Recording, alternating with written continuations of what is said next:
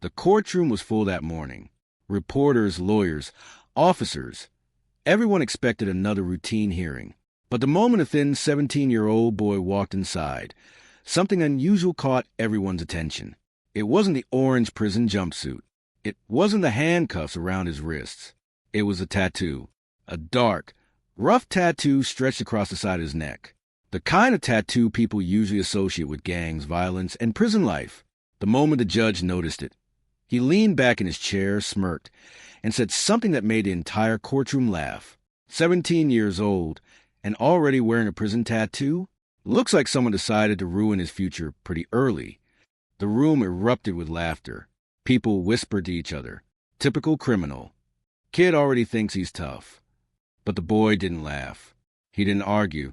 He didn't even look angry. He just stood there, quiet, staring at the floor as if he had heard those same words 1,000 times before. Then the judge spoke again, this time louder. "So, tell me, son," he said sarcastically, pointing toward the tattoo on the boy's neck. "What does that mean? A gang symbol? A warning sign? Or just a reminder of your bad decisions?" More laughter filled the courtroom. But then something unexpected happened. The boy slowly lifted his head. And when he spoke, his voice didn't shake. "It's not what you think, sir." At first, people thought it was just another excuse. Another story criminals tell to escape punishment. But what happened next changed the entire courtroom. Because that tattoo, the one everyone laughed at, wasn't a gang symbol. It wasn't a sign of crime. It was a mark forced onto him by a group of violent inmates after he risked his life trying to save a younger boy from being brutally attacked inside juvenile detention. And what he secretly turned that tattoo into would make the judge fall completely silent. By the time the truth was revealed, the same courtroom that once laughed at him couldn't say a single word. Some people looked down in shame. Others had tears in their eyes. And the judge who mocked him just minutes earlier would end up apologizing in front of everyone. But the most shocking part of this story isn't the tattoo. It's the powerful reason behind what the boy did that night. A decision that proves sometimes the strongest people are the ones the world judges the fastest. So before you judge this teenager, wait until you hear the full story. Because by the end of this video, you might see that tattoo very differently. The entire courtroom burst into laughter, but seconds later, that laughter would turn into something no one expected. The courtroom doors creaked open with a slow, echoing sound that immediately drew attention. Conversations softened into whispers, and heads turned one by one. It wasn't unusual for new defendants to walk in, but something about this moment felt different. A young boy stepped inside, 17 at most, thin, pale, nervous, dressed in a wrinkled orange jumpsuit that looked too heavy for his small frame. His wrists were cuffed, and his steps were careful, almost hesitant, as if every movement carried weight. This was Alex Carter. He didn't look like what people expected when they thought of trouble. There was no anger in his eyes, no arrogance, just a quiet stillness that made it hard to read him. But then people saw it. The tattoo. It stretched across the side of his neck, dark, uneven, and raw-looking. The ink wasn't clean or professional. It looked rough, almost carved into his skin rather than drawn. A design that didn't make immediate sense, but somehow made everyone uncomfortable. A man sitting in the front row leaned toward the person next to him and whispered, "Kids, already marked, that's not a good sign." A woman behind them shook her head. 17 with a tattoo like that? He's already gone down the wrong path. Within seconds, quiet judgment spread through the room like wildfire. Alex kept his eyes down. He could feel it, the stares, the assumptions, the silent accusations. But he didn't react. He just stood there waiting. The judge entered shortly after. A tall, older man with sharp features and an expression that carried authority. The kind of presence that immediately commanded silence. Everyone stood as he took his seat, then settled back down as the hearing began. He glanced at the file in front of him. "Alex Carter," he read aloud, his voice firm and controlled. Alex stepped forward slightly. "Yes, sir." The judge looked up, and that's when he noticed it. His eyes locked onto the tattoo. He paused. For a second there was silence. Then a faint smirk appeared on his face.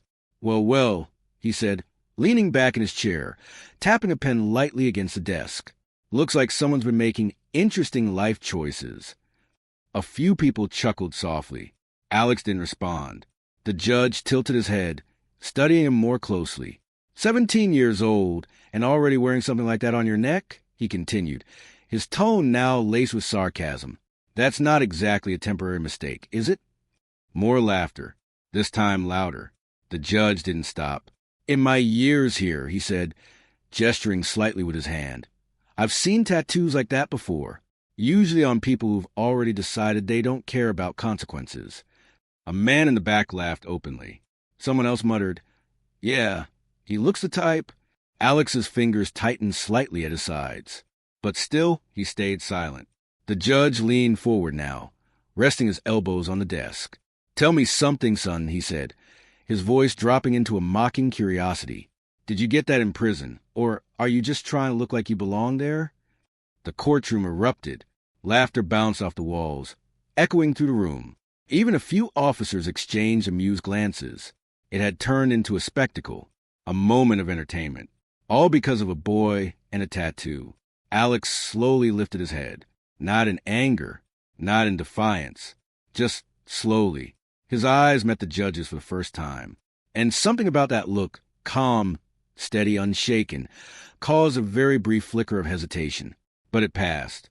The judge continued, now clearly enjoying the reaction he was getting. Let me guess, he added, pointing lightly toward Alex's neck. It's a gang symbol, right?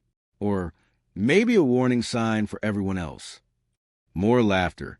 But this time, it didn't last as long, because Alex didn't look embarrassed. He didn't look ashamed. He didn't even look defensive. He just looked tired. The kind of tired that doesn't come from a long day, but from carrying something heavy for far too long. The judge noticed it, just for a second, but instead of stopping, he pressed further. Well, he said, are you going to explain it? Or should we all just assume the worst? That line hit differently, because that's exactly what everyone had already done. Assumed, judged, decided who he was without hearing a single word. The room grew quieter now, not completely silent, but the laughter had faded into curiosity. People leaned forward slightly, waiting, watching. Alex took a slow breath. His chest rose, then fell. His lips parted slightly, then closed again. For a moment, it seemed like he might stay silent, like he might let them keep believing whatever they wanted. But then he spoke. It's not what you think. His voice wasn't loud, but it didn't need to be, because in that moment, every single person in the courtroom heard it, clearly, and something about the way he said it, calm, steady, certain, made the air shift. The judge raised an eyebrow. Oh, he said, leaning back again. Then go ahead. Explain it to us. No laughter this time. No whispers. Just silence. The kind of silence that comes right before something important. Alex swallowed. His eyes briefly dropped to the floor, then lifted again. And as he prepared to speak, no one in that courtroom realized they were about to hear a story that would completely change everything they thought they knew. The silence in the courtroom deepened. It wasn't the same silence as before, the curious, slightly amused quiet that follows a joke. This was different, heavier, more focused. Every eye was on Alex now. Even the people who had laughed the loudest just moments ago were no longer smiling. Alex stood still, his shoulders slightly tense, but his voice, when he spoke again, didn't tremble. It's not what you think, sir. The words hung in the air. The judge tilted his head slightly, studying him with a mix of curiosity and skepticism. The earlier smirk had faded, replaced by something more controlled. Oh, I'm sure it isn't, the judge replied, his tone no longer openly mocking but still edged with doubt. Go on. I'd like to hear this. A few people shifted in their seats. Some crossed their arms, waiting to hear what excuse this teenager would come up with. Others leaned forward, sensing something different in his tone. Alex took a slow breath. You could see it. The effort it took just to steady himself. His fingers curled slightly, then relaxed again. I got this tattoo in juvenile detention, he said. A faint murmur rippled through the room. The judge nodded once, as if that confirmed his assumption. I see, he said. That would make sense. But Alex continued before the judge could speak again. But not for the reasons you think. That made the judge pause. There was a shift again, small but noticeable. All right, the judge said, gesturing slightly with his hand. Explain. Alex's eyes moved briefly across the courtroom. For a moment, it looked like he might lose his nerve. But then he began. There was a boy there, he said quietly. His name was Marcus. The name didn't mean anything to anyone in the room, but the way Alex said it, it carried weight. He was younger than me, 15, maybe even smaller than that. He looked like a kid who shouldn't have been there. The courtroom remained completely still. No one really talked to him, Alex continued. He kept to himself, didn't cause trouble, didn't fight back. A man in the audience shifted uncomfortably. Alex's voice stayed calm, but there was something underneath it now, something harder to ignore. People saw that, he said, and in a place like that, being quiet doesn't protect you. The judge's expression tightened slightly. What are you implying? He asked. Alex didn't look away. I'm saying he became a target. No one interrupted. No one laughed. The energy in the room had completely changed. Alex swallowed, then continued. At first, it was small things, he said, pushing him in line, taking his food, calling him names. He paused. Then it got worse. The words were simple, but they landed heavily. One night, Alex said, his voice dropping slightly, I heard something. The courtroom felt colder somehow. Screaming. Someone in the back shifted in their seat. I knew it was him, Alex continued. I didn't even have to think about it. The judge leaned forward slightly now. What happened? He asked, his voice quieter than before. Alex's jaw tightened. I went to look, he said, and I saw them. He didn't need to explain who they were.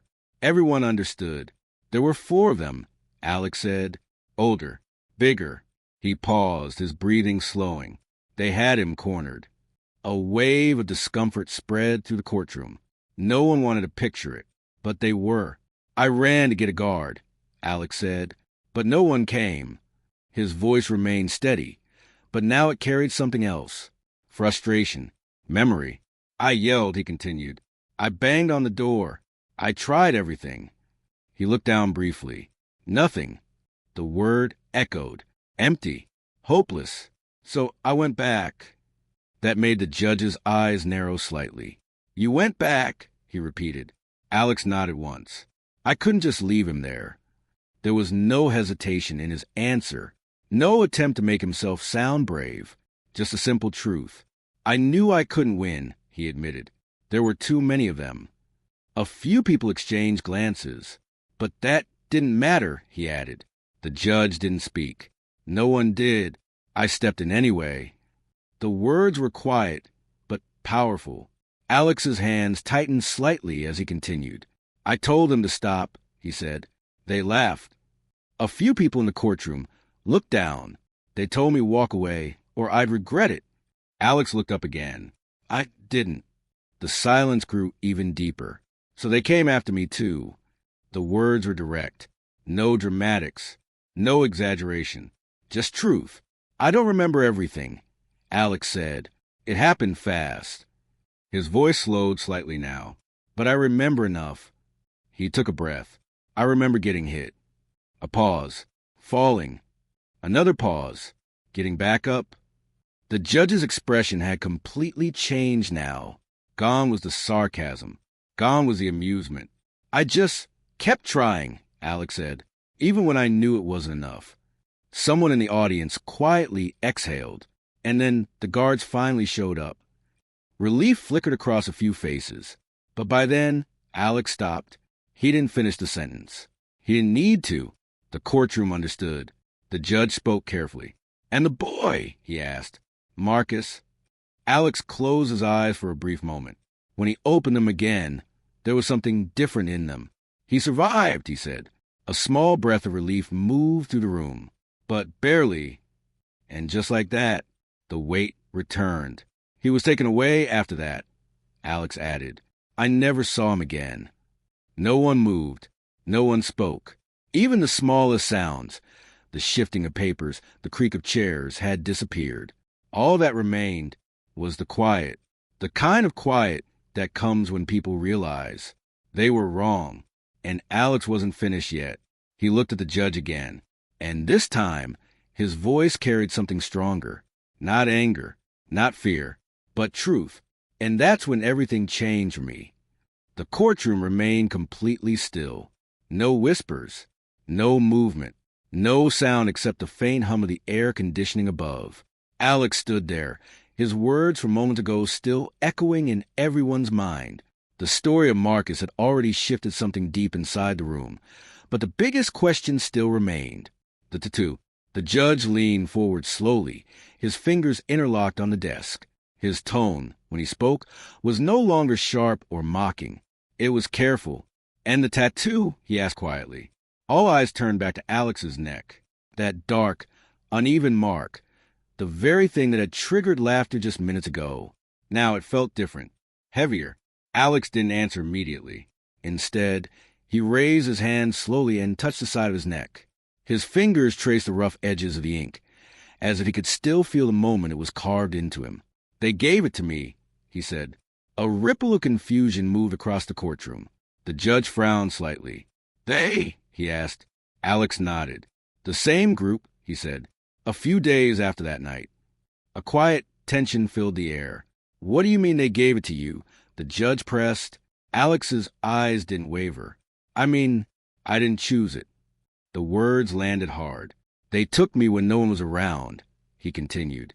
"Said I needed to learn a lesson." Someone in the audience shifted uncomfortably. "They told me I should have stayed out of it. That people like me don't last long in places like that." The judge's jaw tightened. Alex's voice stayed steady, but the weight behind it grew stronger with every word. "They held me down." A woman in the back quietly covered her mouth. "I tried to fight them off," Alex said, "but there were too many." He paused briefly. "They had a needle, not a real one. Something broken, bent." The courtroom seemed to shrink. "And the ink," Alex continued, his voice lower now, "it wasn't even ink." The judge leaned forward further. "What was it?" he asked. Alex swallowed. "Burnt plastic, mixed with water." A visible reaction spread across the room. Disgust, shock, silence. They heated it, melted it down, and used it. No one spoke. No one interrupted.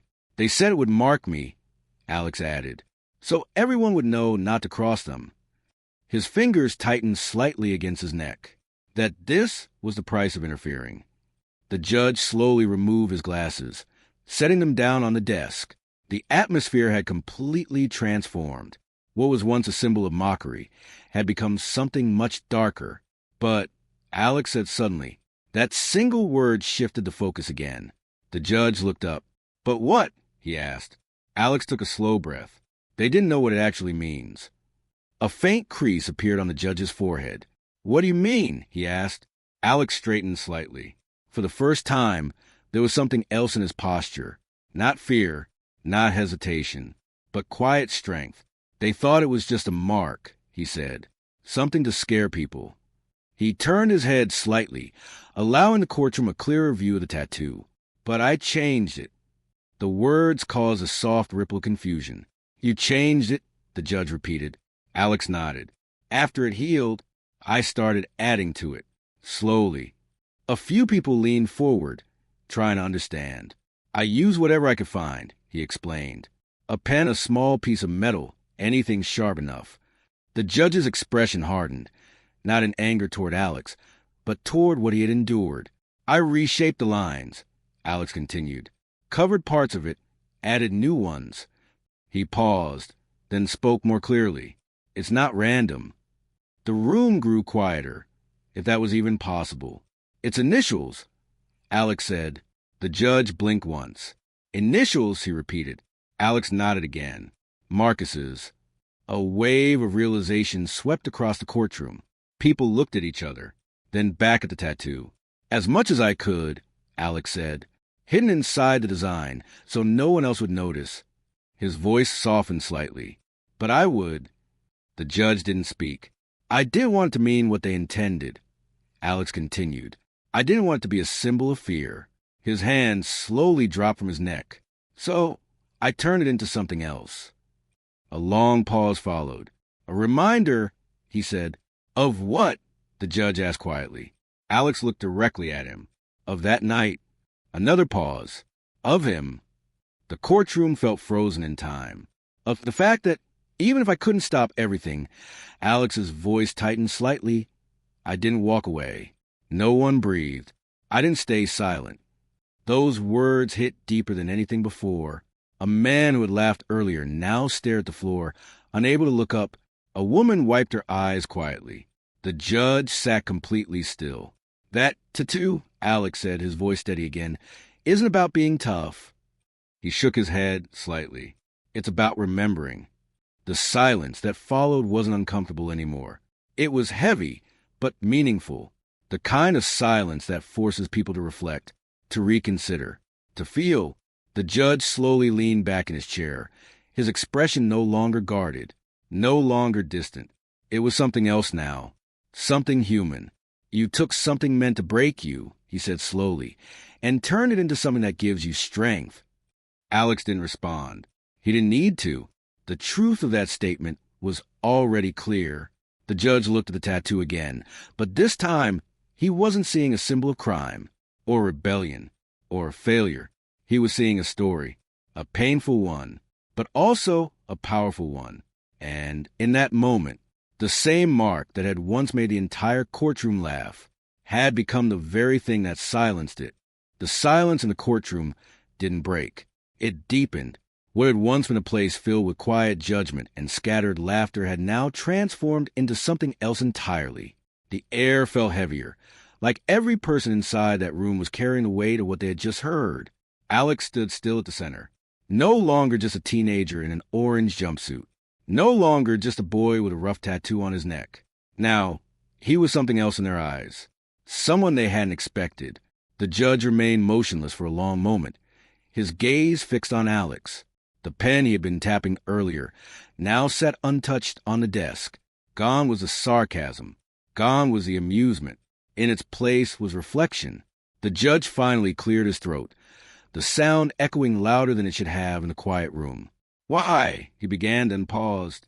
It was as if he had to rethink his own question. When he spoke again, his voice was softer. Why didn't you say this earlier? It wasn't an accusation. It wasn't even a challenge. It was a genuine question. Alex shifted slightly, his eyes dropping for just a moment before lifting again. Because no one asked, he said simply. The answer hit harder than anyone expected. A few people looked away. Some lowered their heads, because deep down they knew it was true.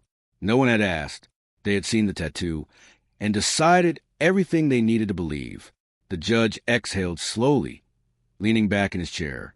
His hand moved up to his face, rubbing his chin as if trying to process everything.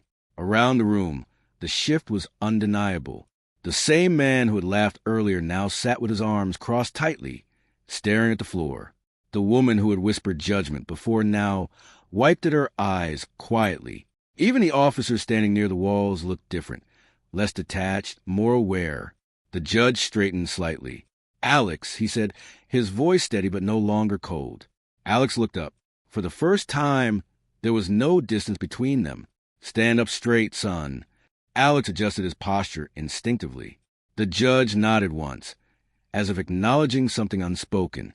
Then he did something no one in that courtroom expected. I owe you an apology. A soft ripple moved through the room. The words felt almost unreal. I spoke without understanding, the judge continued. I made assumptions based on what I saw, instead of taking the time to learn the truth. He paused, looking directly at Alex. That was wrong. The courtroom remained silent, but this time it wasn't heavy. It was respectful. Alex didn't speak. He just listened. The judge continued. In this room, we are supposed to seek justice, he said. And justice cannot exist without listening. His voice carried weight now, not authority, but honesty. What you did in that detention center, the judge added, choosing his words carefully, most people wouldn't have done. He glanced briefly at the others in the room. Many would have looked away. No one argued. No one disagreed. The truth was too clear. The judge looked back at Alex. You didn't. A pause. You stepped in. You risked yourself for someone weaker. His tone softened even more. That takes courage. Alex's expression didn't change much, but something in his eyes shifted. Something small, but real. The judge gestured lightly toward his neck. And that tattoo, he said. A moment passed. It is not what I thought it was. He shook his head slightly. It is not a symbol of recklessness. Another pause. It is a symbol of strength. The words settled over the courtroom, and this time no one questioned them. A prosecutor sitting at the side of the room quietly closed her file, her expression thoughtful. One of the officers near the door shifted his stance, looking at Alex with a new kind of respect. The judge reached for the file in front of him again, but this time he didn't just glance at it. He read it carefully, fully, as if for the first time it actually mattered. After a few moments, he closed it again. Given everything I have heard today, he said, this case deserves a deeper review. A murmur spread quietly through the room. I am ordering an immediate reassessment, the judge continued, his voice firm now but not harsh, including a full evaluation of the circumstances surrounding your time in detention. Alex blinked once. It wasn't a reaction of excitement. It was disbelief. The judge wasn't finished. And I will also be recommending protective consideration, he added, to ensure your safety moving forward. That statement carried weight, real weight, because it meant something was changing, not just in that room, but for Alex. The judge set the file down one final time. This court is adjourned. The sound of the gavel echoed, but unlike before, no one moved immediately. People stayed in their seats for a moment, as if they needed time to process what had just happened. Then slowly they began to rise. But the energy was completely different now. No whispers of judgment, no mocking glances, only quiet reflection. As Alex was gently guided toward the exit by an officer, something unexpected happened. The same officer who had earlier smirked at him now spoke quietly. Hey, kid. Alex looked up.